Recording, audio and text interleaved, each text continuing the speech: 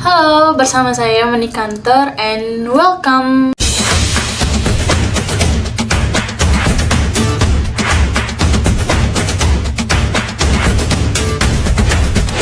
Kali ini kita akan membahas tentang keanekaragaman hayati. Sebelum kita akan menjelaskan tentang keanekaragaman hayati, adapun tujuan dari pembahasan tersebut. Yang pertama, kita dapat mengidentifikasikan perbedaan flora dan fauna yang ada di Indonesia. Ya, walaupun saya hanya mengambil di lingkungan sekitar saja. Yang kedua, kita dapat mengemukakan berbagai macam perbedaan-perbedaan yang ada di lingkungan sekitar kita, baik flora maupun fauna. Ketiga, kita dapat mengemukakan penyebaran dari flora dan fauna yang ada di lingkungan sekitar kita. Keanekaragaman hayati. Keanekaragaman hayati atau biodiversitas adalah keanekaragaman organisme yang menunjukkan keseluruhan variasi gen, jenis, dan ekosistem suatu daerah. Secara garis besar, keanekaragaman hayati dibedakan menjadi 3 tingkatan, yaitu keanekaragaman gen, keanekaragaman jenis, dan keanekaragaman ekosistem. Yang kita bahas pertama adalah keanekaragaman gen. Kita sudah tahu pastinya gen merupakan suatu unit terkecil dalam kromosom yang mengatur proses pewarisan sifat pada makhluk hidup. Nah, susunan gen inilah yang nantinya menentukan ciri dan sifat pada individu. Perlu diingat bahwa susunan gen pada setiap individu itu berbeda-beda. Nah, perbedaan tersebutlah yang menyebabkan keanekaragaman gen. Jadi dapat disimpulkan bahwa keanekaragaman gen adalah keanekaragaman individu dalam suatu spesies karena adanya variasi gen. Sebagai contoh, misalkan kita melihat bunga mawar, walaupun nama ilmiahnya sama-sama rosa hibrid, tapi kalau dilihat mahkota bunganya itu kan berbeda warnanya. Ada yang warna merah, ada yang warna putih, dan masih banyak lagi mawar-mawar lainnya. Contoh lainnya misalkan warna bulu dan bentuk pial pada ayam. Yang ke-B adalah keanekaragaman jenis. Keanekaragaman jenis merupakan keanekaragaman yang terdapat pada berbagai jenis atau spesies makhluk hidup dalam genus atau famili yang sama.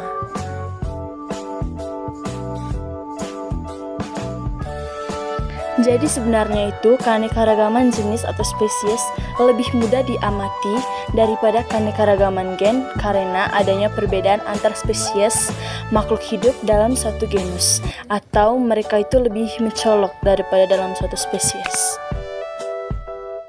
Contoh keanekaragaman hayati di tingkat spesies. Misalkan ada tumbuhan palem, tumbuhan salak, dan kelapa.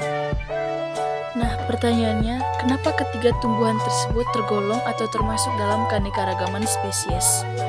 Ya karena bentuk ketiganya hampir sama, antara kelapa, daun salak, dan palem memiliki bentuk daun seperti itu, tetapi ketiga tumbuhan tersebut sudah berbeda spesies.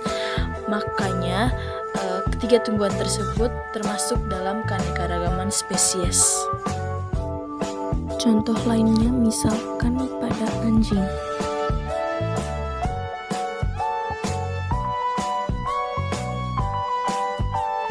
Yang ke-C adalah keanekaragaman ekosistem. Keanekaragaman ekosistem merupakan suatu kesatuan yang dibentuk oleh hubungan timbal balik antara makhluk hidup atau biotik dengan lingkungan sekitarnya atau biasa disebut abiotik. Adanya keanekaragaman ekosistem disebabkan karena adanya keanekaragaman gen dan keanekaragaman jenis. Jadi dapat digambarkan bahwa adanya satu gen menyebabkan adanya keanekaragaman gen, dan keanekaragaman gen menyebabkan adanya keanekaragaman spesies, dan keanekaragaman spesies menyebabkan adanya keanekaragaman ekosistem. Contohnya misalkan spesies palmae pada kelapa yang berinteraksi dengan lingkungan atau abiotik yang berbeda sehingga terbentuk ekosistem yang berbeda pula di antara spesies tersebut.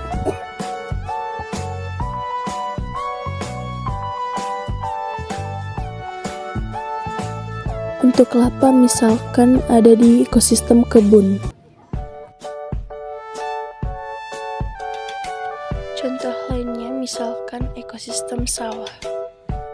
Keseimbangan ekosistem sawah dipengaruhi oleh interaksi antar komponen ekosistem di dalam sawah itu sendiri. Komponen biotik yang ada dalam sawah itu yaitu tumbuhan sebagai produsen, serangga, burung, keong-emas sebagai konsumen, dan komponen abiotik yaitu suhu, intensitas cahaya, dan kelembaban tanah dan air yang mempengaruhi keutuhan pada ekosistem sawah. Itu saja hasil observasi dari saya, semoga dapat bermanfaat.